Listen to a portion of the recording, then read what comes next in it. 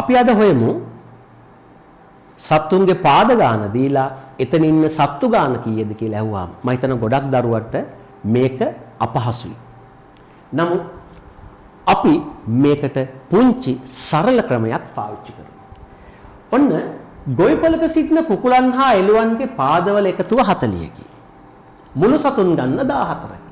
එහි සිටින කුකුලන් සහ එළුවන් ගන්න කීයද කියලා අහනවා. හරි. මට අවශ්‍ය වෙන්නේ පුංචි තොරතුරු ටිකක් විතරයි. මම ඉස්සල්ලාම මෙතන හොයාගන්නවා මෙන්න මේ දීලා තියෙන සත්තුන්ගේ මුළු පාදවල එකතුව. ඒතර මුළු පාදවල එකතුව කීයද 40යි. මොකද්ද මම මේ හොයාගත්තේ? මෙතන දීලා තියෙන සත්තුන්ගේ මුළු පාදවල එකතුව.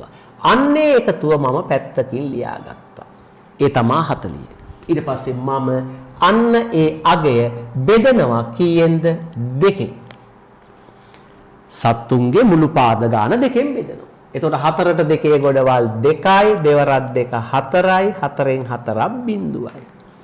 මේ බිඳුව ගත්තාම බිඳුවයි, බිඳුවට 2 ගොඩවල් බිඳුවයි, දෙවරක් බිඳුව බිඳුවයි, පුතේ බිඳුවෙන් බිඳුවක් බිඳුවයි. එතකොට මට එනවා වටිනාකමක් අගයක් එනවා කීයක්ද? 20ක්. ඊට පස්සේ මට ඕන වෙන්නේ මෙතන ඉන්න මුළු සත්තු ගාන. එහෙනම් මෙතන ඉන්නවා කුකුල්ලු සහ එළුවෝ 14 දෙනෙක්. මම දැන් මේ බෙදලා ආපු අගය තියෙනවනේ 20 ඒකෙන් මේ 14 අඩු කරනවා. මොකද 14 කිව්වේ මෙතන ඉන්න මුළු සත්තු ගාන. එතකොට මට බිඳුවෙන් 4ක් බෑ 10න් 4ක් 6යි මෙතන ඉතුරු 1යි එකෙන් එකක් බිඳුවයි. ඔන්න මට ආව අගය 6ක්. මේන්නේ එක සත්තු කොට්ටාසයක අගේ. ඒ තමා පුතේ මෙතන තියෙන පාද වැඩිම කට්ටිය. එහෙනම් මට කියන්නකෝ කුකුලට පාද 2යි එළුවට පාද 4යි. එහෙනම් පාද වැඩිපුර තියෙන කට්ටිය තමයි එළුව. එහෙනම් මේ සංඛ්‍යාව අදාළ වෙනවා කාටද? එළුවන්ට. එහෙනම් මෙතන ඉන්නවා එළුව 6 දෙනෙක්. එහෙනම් මුළු සත්තු ඉන්නවා නම් පුතේ 14 දෙනෙක්. එළුව සහ කුකුල්ලු 14 දෙනෙක් ඉන්නවනම් දැන් අපි හොයාගත්තා මෙතන ඉන්න සංඛ්‍යාව 6ක්. ඒ කියන්නේ එළුව 6 දෙනෙක්. එහෙනම් මම 14න් 6ක් අඩු කරනවා.